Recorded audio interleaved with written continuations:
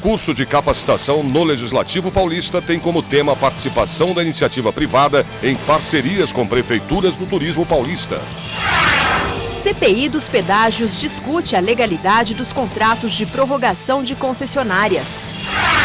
A última reportagem da série sobre o IPEM, Instituto de Pesquisas Energéticas e Nucleares de São Paulo. O Jornal da Assembleia está no ar. Olá, muito boa tarde. Boa tarde. CPI dos pedágios discute a legalidade dos contratos de prorrogação de concessionárias para compensar alegados prejuízos por parte das empresas. Da CPI dos pedágios começou com a votação de 5 requerimentos, 4 deles da oposição, de autoria dos deputados Antônio Mentor e Gerson Bittencourt, do PT. 2 foram aprovados e 2 rejeitados. Entre eles, o que pede à Artesp os valores arrecadados de PIS e COFINS por cada concessionária entre os anos de 98 e 2005. Há toda uma blindagem do governo feita pela maioria situacionista que compõe essa comissão parlamentar de inquérito. Afinal, são 9 membros, apenas 2 da oposição, 7 têm vínculos com o governo, inclusive o presidente e o relator.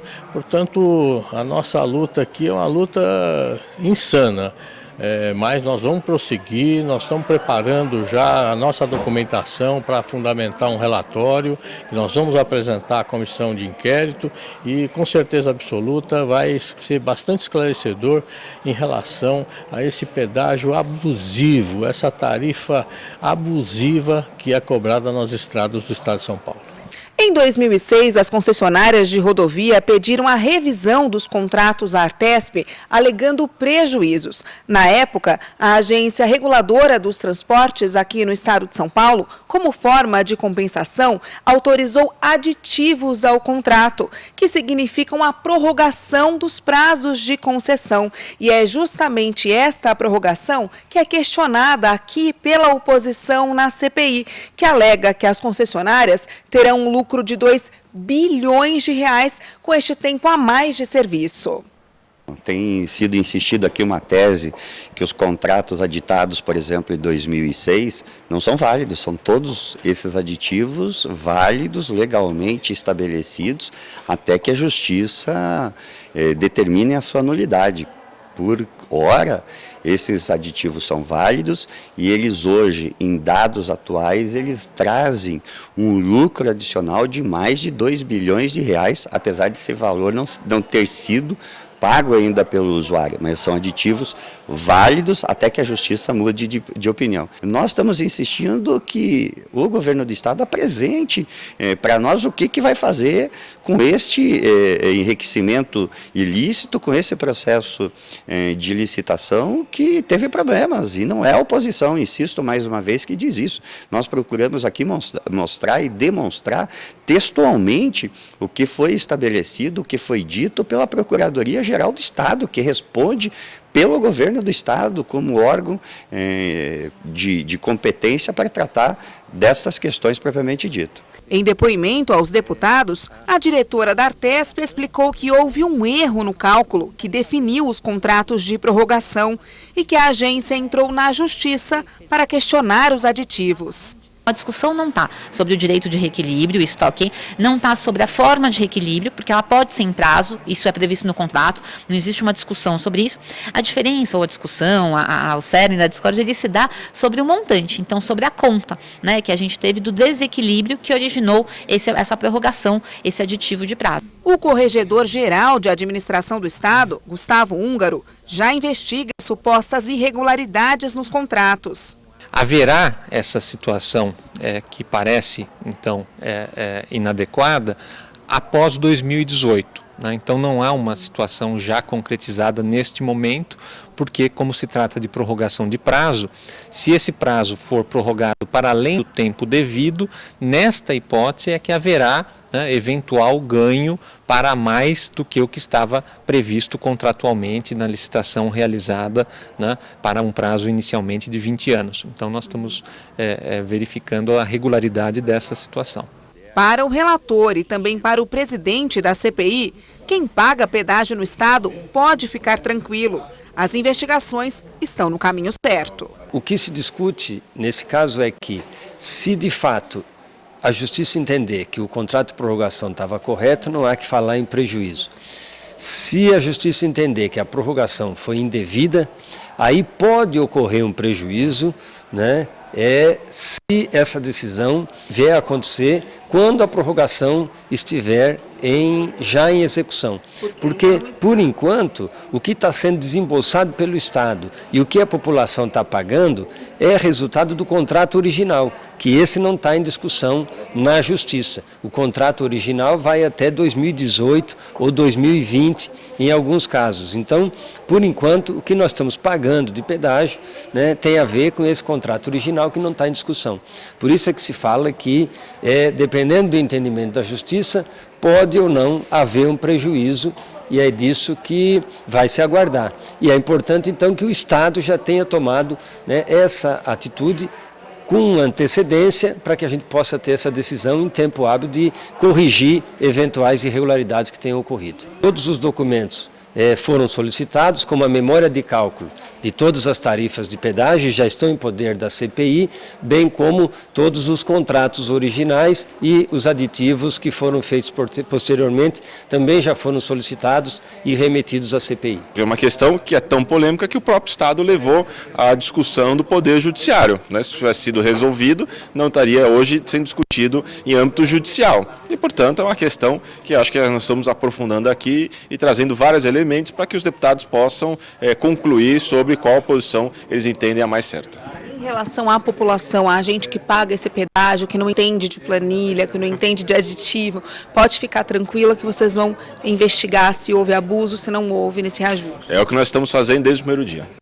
Falar ao vivo com o repórter Mauro Friesman, que tem as informações sobre as atividades dos parlamentares no dia de hoje no plenário. Mauro, boa tarde.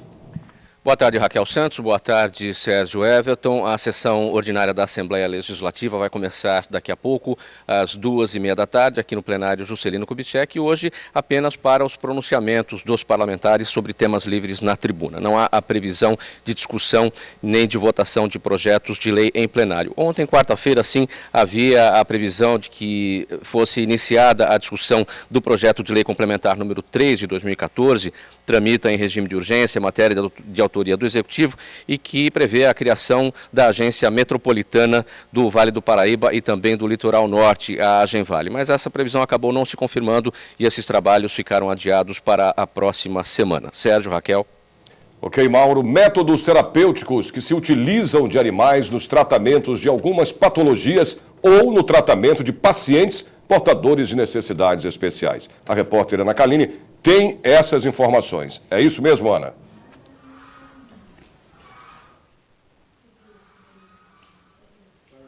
É isso mesmo, Raquel. Olha, eu cheguei aqui hoje às 10 da manhã na Walking Ecoterapia para conhecer um pouco desse trabalho que é desenvolvido com cavalos. Eles atendem crianças com necessidades especiais e também idosos.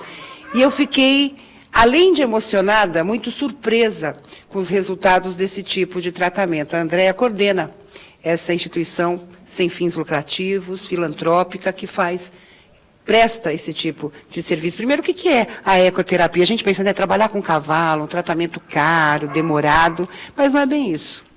Não, a ecoterapia é um método terapêutico que a gente utiliza o cavalo. O porquê do cavalo? Porque ele tem um andar 95% semelhante ao andar do homem. E esse andar, ele é um movimento que ele manda estímulos para o corpo todo e para o cérebro. Em 30 minutos que você fica no cavalo, você recebe de 1.800 a 2.200 estímulos para o cérebro e para o corpo. Então, com isso, você ganha benefícios no aspecto motor, na fala, no emocional, no social, no cognitivo. Então, ele traz benefícios para o ser humano como um todo. Agora, é importante dizer que você tem uma equipe multidisciplinar, né? Que além da questão do cavalo, você tem pedagogos, você tem fonoaudiólogos, terapeutas. Nesse caso, o que está acontecendo ali agora? Então, aqui no caso da Júlia, a fonoaudióloga, ela está estimulando todos os sentidos dela. Então, no caso, ela está estimulando o olfato. Por quê? Porque ela é uma criança que ela tem dificuldade na questão de alimentação. Só que para a gente não entrar direto com o trabalho alimentar, então nós vamos começar estimulando o olfato, porque o olfato está diretamente ligado ao paladar. Então, a gente observa que se a gente estimular o olfato, diretamente ela vai engolir. Né? Então, junto com o trabalho do cavalo, porque o próprio cavalo ele já estimula os nossos sentidos, né? O nosso sentido visual, porque a hora que a gente monta em cima do cavalo, a nossa visão se amplifica.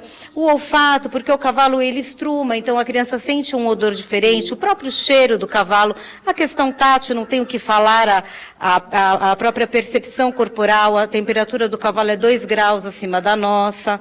Né? Então, o cavalo ele estimula o ser humano como um todo, todos os nossos sentidos. E é impressionante, Raquel, os resultados. Eu vi crianças que não andavam, hoje andam, crianças que não sentavam, que não comiam, e os pais me contaram sobre essa experiência. Eu falei sobre a questão do custo do tratamento, mas já a gente vai falar como é que a Walking Ecoterapia trabalha e que existem também os padrinhos e madrinhas que podem ajudar nesse tipo de tratamento. Voltamos aí com vocês no estúdio. Ok, Ana, até daqui a pouco e vamos a mais informações do trânsito, ou melhor, vamos a informações do trânsito nesta quinta-feira. Você vê aí imagens do maior centro financeiro da capital, a Avenida Paulista.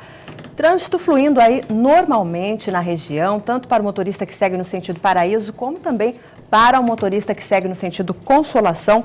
O motorista só para mesmo nos semáforos. Madrugada fria em São Paulo, 11 graus. A previsão é de sol o dia todo, mas a máxima não deve passar de 28 graus. Vamos ver como fica o tempo no interior do estado. Em Campinas, a temperatura sobe e os termômetros chegam aos 28 graus.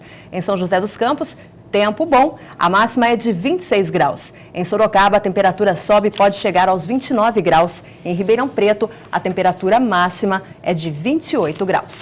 Você vai ver depois do intervalo. Curso de capacitação no Legislativo Paulista tem como tema a participação da iniciativa privada em parcerias com prefeituras no turismo paulista. A gente volta já já.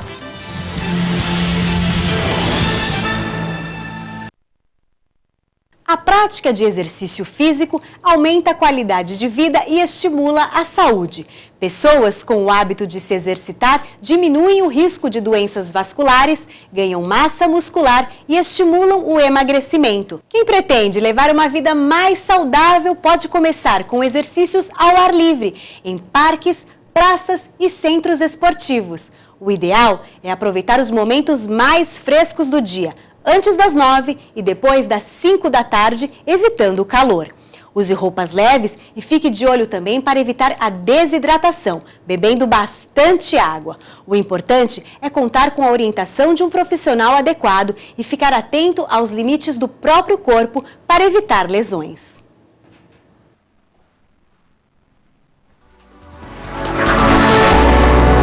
TV Alesp, a TV da cidadania.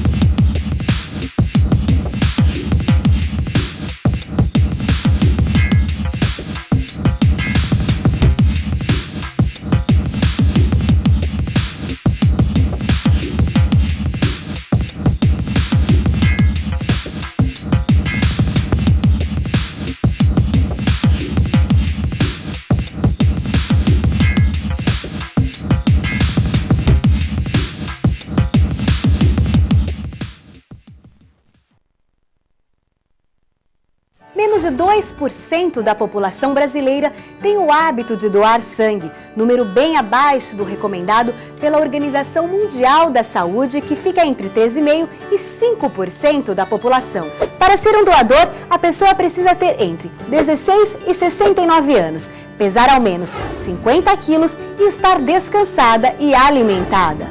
Fica temporariamente impedido de doar quem fez tatuagem há pelo menos 12 meses, quem ingeriu bebida alcoólica 12 horas antes da doação e mulheres grávidas ou no período de amamentação. A doação de sangue leva poucos minutos e ajuda a salvar vidas. Procure um hemocentro perto de sua residência e seja um doador. Essa é uma campanha da TV Alesp a serviço do cidadão.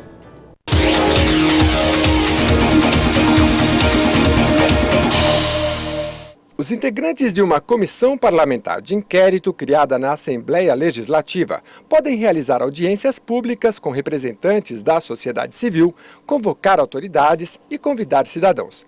A CPI não julga nem tem competência para punir. Investiga, propõe soluções e encaminha suas conclusões ao Poder Judiciário, ao Poder Executivo, ao Ministério Público e à Defensoria Pública.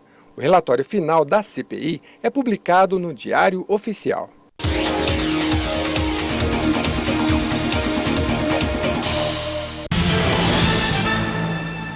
Curso de capacitação no Legislativo Paulista tem como tema a participação da iniciativa privada em parcerias com prefeituras no turismo paulista. Em parceria com o Parlamento Legislativo, a APRECESP, Associação das Prefeituras das Cidades Estância, no estado de São Paulo, está capacitando prefeitos, secretários e técnicos de turismo. O tema foi a participação da iniciativa privada no setor. O consultor Fernando Henrique de Souza explica a importância de entender as regras, inclusive jurídicas, para atrair melhores parceiros. A gente está discutindo, entre outras coisas, as PPPs, que são as parcerias público-privadas, as concessões, e como que eles podem atrair a iniciativa privada para participar e aprimorar e fomentar a atividade turística no município. O turismo gera emprego, melhora a arrecadação de tributos, movimenta a economia. E as cidades que têm o status de estância turística recebem uma verba da Secretaria de Turismo do Estado de São Paulo, que neste ano é de cerca de 300 milhões de reais. Mas para ter direito a estes recursos, é preciso apresentar bons projetos. À medida que você define diretrizes de como o turismo deve ser desenvolvido no município, a partir do Plano Municipal de Turismo, você também pode aprimorar ele, desdobrar ele através desse banco de projetos, que nada mais são que as formas de executar, o que as diretrizes apontaram. Desde julho de 2014, 3 novas cidades passaram a compor o rol de estâncias turísticas do estado de São Paulo: Brotas, Olímpia e Guaratinguetá. Nós estamos sendo orientados como estruturar os planos, para dar prioridades àquilo que é necessário dentro daquilo que a gente vem pedir para o DAD depois de verbas. E isso vem nos auxiliar, nos orientar para que a gente possa fazer o pedido correto, fazer os projetos corretos, para que isso venha a atender às necessidades do município e atender às reivindicações que o DAD solicita para que a gente faça um bom projeto. Vamos agora falar ao vivo com o repórter Jorge Machado, que tem informações sobre algumas atividades do dia de hoje aqui no Legislativo Paulista. Jorge, boa tarde. Boa tarde. Está marcado para começar às 8 da noite, aqui no Auditório Franco Montoro, o ato solene em homenagem aos 40 anos do Panathlon Clube de São Paulo, fundado em 7 de agosto de 1974. A iniciativa é da Comissão Permanente de Esportes desta Casa de Leis, que é presidida pelo deputado Leandro do KLB, do PSD. A Associação Panathlon Clubes é uma ONG, uma organização não governamental que possui finalidades éticas e culturais para aprofundar, divulgar e defender os valores da atividade física e do esporte vistos como instrumentos de formação e de preservação da pessoa e como meio de solidariedade entre os homens e os povos. Panathlon é uma palavra de origem grega que significa todos os esportes e o lema do clube é o esporte une. Hoje, o Panathlon Internacional possui 262 clubes, 12 mil sócios em 23 países da Europa, da América e da África. Voltamos com o estúdio. Ok, Jorge, vamos a mais informações do trânsito em São Paulo. Vemos imagens ao vivo da Rua da Consolação, um dos corredores que liga a Zona Oeste ao centro da capital. Trânsito intenso ali na região, mas sem pontos de congestionamento. Veja como fica o tempo nesta tarde para o interior e também litoral do estado. Em Santos, a temperatura sobe, máxima chega aos 32 graus. Em São José do Rio Preto, o tempo é bom, máxima de 30 graus. Em Mogi das Cruzes, os termômetros não passam de 29 graus. E em Piracicaba, a temperatura máxima deve chegar aos 29 graus. A seguir, CPI que apura a utilização de mão de obra escrava ouviu representantes de sindicatos e associações do setor têxtil e de confecção. E veja também a última reportagem da série sobre o IPEM, Instituto de Pesquisas Energéticas e Nucleares de São Paulo. A gente volta em 40 segundos. Até já.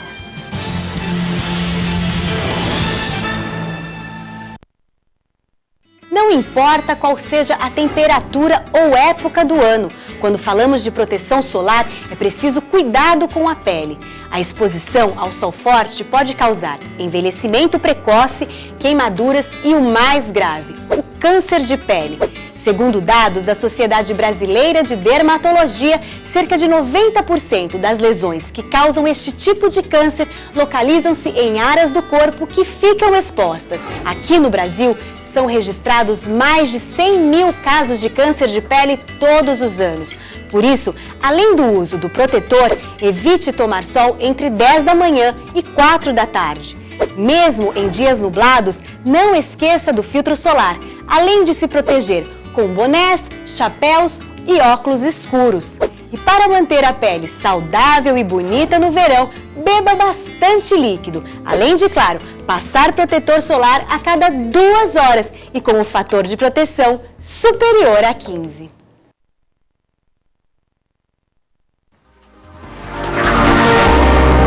TV Alesp, a TV da cidadania.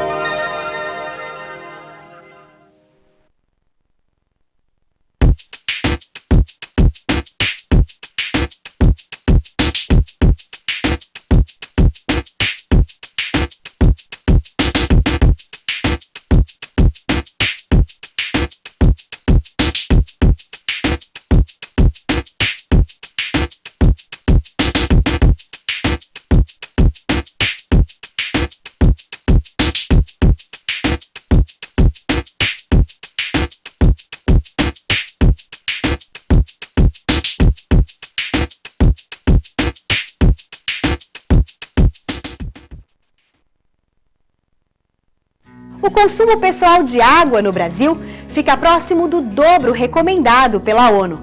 Algumas atitudes simples podem ajudar a reduzir o consumo. Evite banhos longos, feche a torneira enquanto escova os dentes e não jogue lixo no vaso sanitário. Na cozinha, enxague de uma só vez pratos e panelas. Para lavar o carro ou a calçada, não utilize mangueira. Usar um pano e baldes com água pode reduzir bastante o desperdício nestes casos.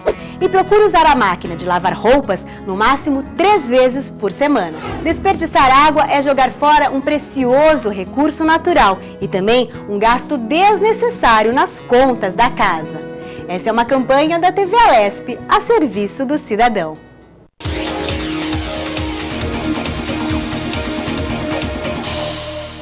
Deputados são os representantes do povo, eleitos para o parlamento. Eles têm poder legislativo, elaboram projetos e decidem sobre a aprovação de decretos e leis. Cabe também aos parlamentares fiscalizar as ações de governo. Qualquer cidadão pode candidatar-se a deputado, desde que pertença a um partido e receba uma quantidade mínima de votos. Quanto mais votos o partido receber, mais deputados a sigla elegerá para o parlamento.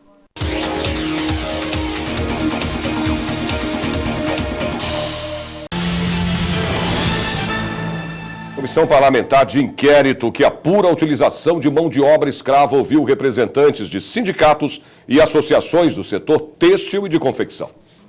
Os representantes patronais e dos trabalhadores responderam aos questionamentos da CPI sobre as implicações do trabalho análogo ao de escravo no setor têxtil e de confecção no estado de São Paulo. Maria Suzicléia da Silva, diretora do Sindicato das Costureiras de São Paulo e Osasco, falou da redução da mão de obra da categoria e que os preços praticados abaixo do mercado por empresas que atuam com trabalho escravo são indicadores da ilegalidade. A empresa que pega o serviço por centavos a R$1, R$2, algum indicador tem de negativo. O indicador de negativo principalmente é o trabalho escravo. A empresa que ela paga seus impostos, que ela mantém seus trabalhadores, que ela mantém uma convenção coletiva, ela cumpre com a convenção coletiva, ela não tem condição de trabalhar por centavos. A ABIT, Associação Brasileira da Indústria Têxtil e Confecção, recebeu sugestão da CPI para divulgar as empresas envolvidas com o trabalho escravo, como ocorre nos Estados Unidos com a chamada lista DOL. Mas para Fernando Valente Pimentel, superintendente da entidade, esta é uma atribuição do governo. Ele ressaltou também que é preciso cuidado ao generalizar o envolvimento setorial com o trabalho escravo. Quando ele diz que um setor utiliza-se de mecanismos não adequados para a competição, baseado em alguns exemplos, ele não está tipificando quem é que fez aquele mal feito e está abrangendo todos, botando o joio e o trigo no mesmo balaio. E isso nós não concordamos. Eu acho que isso é um importante avanço que nós temos que fazer nessas discussões, que seria realmente identificar onde há o problema e não generalizar a questão. A BVTEX, Associação Brasileira do Varejo Têxtil, representada por seu ex-diretor José Luiz da Cunha, foi questionada sobre o porquê da empresa M-Officer ter sido flagrada envolvida com trabalho escravo, se era certificada pela entidade. A associação alegou que os associados têm um prazo de 1 ano para que seus fornecedores também se certificam.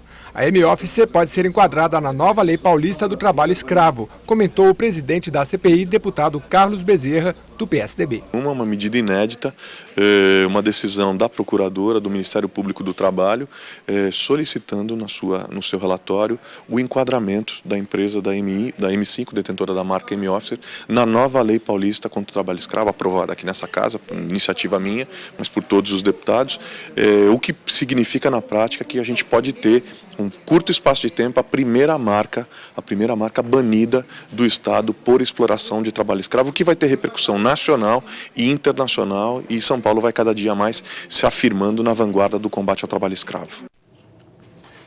E na última reportagem da série sobre o IPEN, o Instituto de Pesquisas Energéticas e Nucleares de São Paulo, você vai saber sobre um curativo à base de gel. O curativo é usado em alguns tipos de ferimentos e pode ajudar a melhorar a qualidade de vida dos pacientes. Parece brincadeira de criança, mas é na verdade a produção de um curativo. Acredite, tecnológico. Cada uma dessas forminhas está sendo preenchida com gelatina. Sim, do mesmo jeito que se faz em casa. As pesquisas desenvolvidas no Laboratório de Biomateriais Poliméricos do IPEN levaram ao desenvolvimento de um curativo gelatinoso, batizado de hidrogel. Essa tecnologia que a gente trouxe na Europa e desenvolveu no Brasil ainda mais, a utilização da radiação ionizante permite que a gente reforce, deixe essa gelatina muito forte e estéril ao mesmo tempo. Este tipo de curativo é empregado no tratamento de determinadas queimaduras e de feridas crônicas com pouca secreção, como, por exemplo, as provocadas pela hanseníase e pela leishmaniose.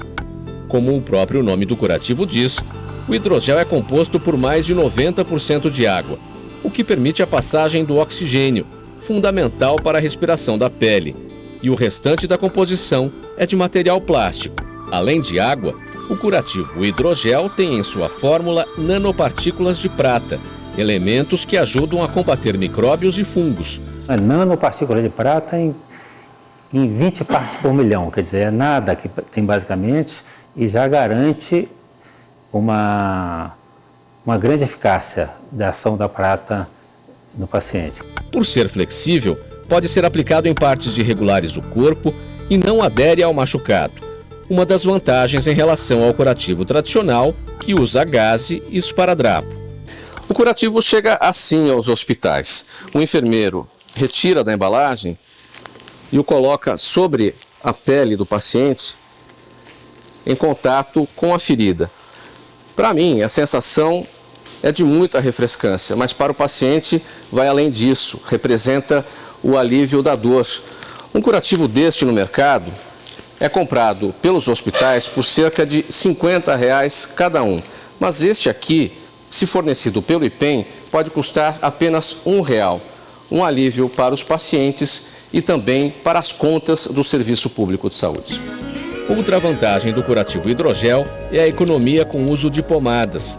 Na produção, depois de atingirem a consistência gelatinosa, os curativos são cobertos por um filme plástico, embalados a vácuo e colocados em caixa para serem distribuídos. Mas antes são esterilizados por radiação. Numa etapa só, você esterilizou e agregou propriedades mecânicas, o que torna o processo muito mais inteligente, muito mais barato do que os processos concorrentes. Atualmente, os curativos de hidrogel produzidos no IPEM são distribuídos em vários estados onde existem centros de referência para o tratamento da hanseníase e da leishmaniose. O tratamento para feridas é muito caro e no nosso caso é um tratamento que é simples e é muito gratificante mesmo quando você vê um paciente e falar assim, eu faz 5, 8, 10 anos que tenho a minha ferida e começou a usar o tratamento com os hidrogéis e o resultado é bem significativo.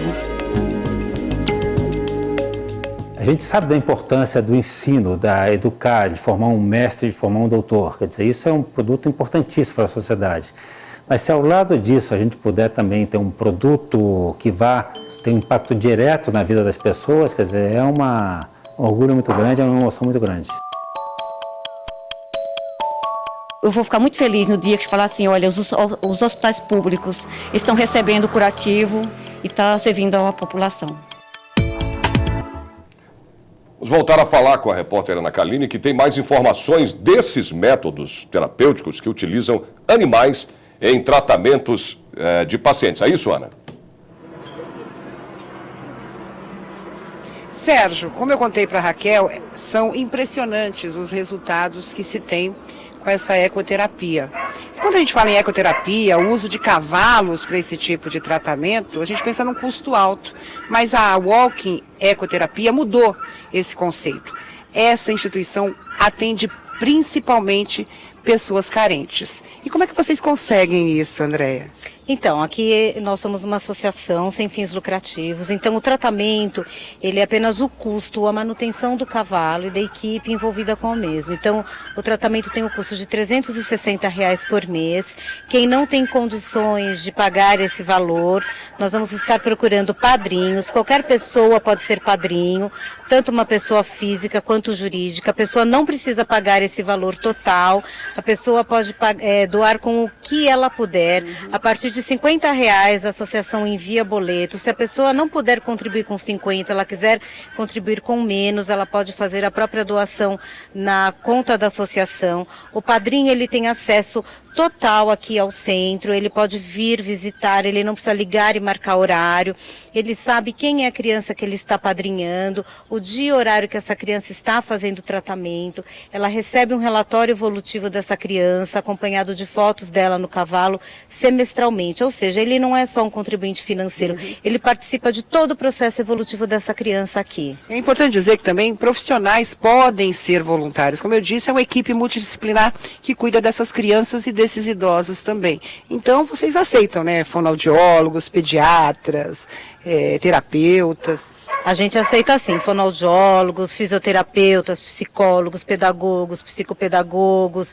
Aceitamos sim, tanto estagiários, voluntários, a gente sempre está precisando. Então, aí está disponível para você o site da Walking Ecoterapia, o telefone, para que você possa ser padrinho, madrinha ou até um voluntário dessa instituição. Voltamos aí com vocês no estúdio. Ok, Ana, e vamos a mais informações do trânsito em São Paulo. Você vê aí imagens ao vivo da Avenida Pedro Álvares Cabral, aqui no Ibirapuera, próxima à Assembleia Legislativa. Ao fundo vemos a Praça Armando Salles de Oliveira, onde temos o monumento às bandeiras. O trânsito é bom na região e flui normalmente sem complicações.